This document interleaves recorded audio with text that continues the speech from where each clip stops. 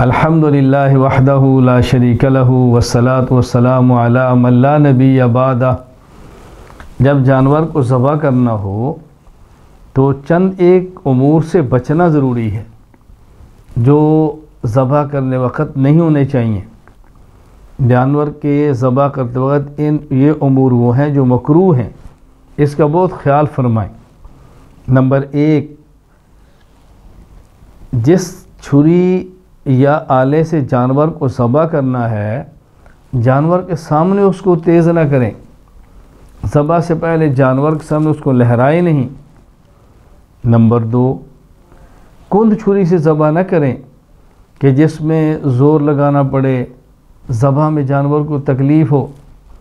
Number 3, एक जानवर को दूसरे जानवर के सामने ज़बह ना करें।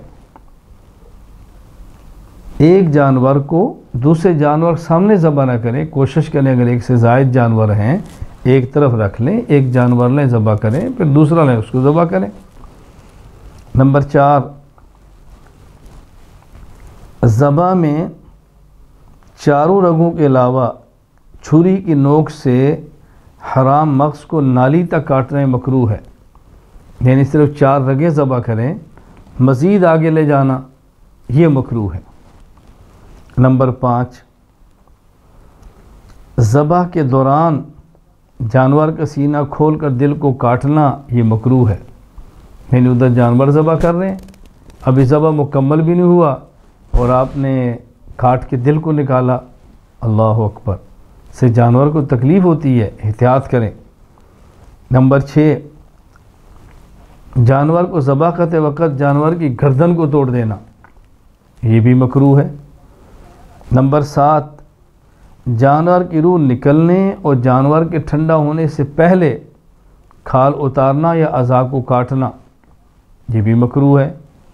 नंबर 8, जानवर को रात के वक़्त ज़बह करना ये भी मकरूह है, जब रोशनी का इंतज़ाम ज़रा कमज़ोर हो। हाँ, अगर रोशनी का इंतज़ाम बहुत अच्छा हो, जैसे दिन की तरह लाइटिंग हो, तो फिर मकरूह नहीं है। नंबर 9, ऊँट के अलावा किसी दूसरे जानवर को खड़ी हालत में ज़बह करना मकरूह है। ऊँट का मसला तो अलग है, ऊँट के अलावा बाकी जानवरों को खड़ा करके ज़बह करना ये मकरूह है, लिटा कर ज़बह करें। नंबर 10, ऊँट के ज़मीन पर गिरने के बाद इसकी गर्दन को 3 जगह से काटना, इसलिए कि ये बिलावजह तकलीफ़ देना है। ऊँट को खड़ा किया, नहर कर दिया, ज़बह हो गया है, ऊँट गिर गया है, अब फिर एक जगह से काटना, दूसरी जगह से काटना, तीसरी जगह से काटना ये मकरूह है।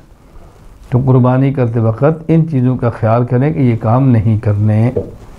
व आखिरु दावाना अनिल हम्दुलिल्लाहि रब्बिल आलमीन।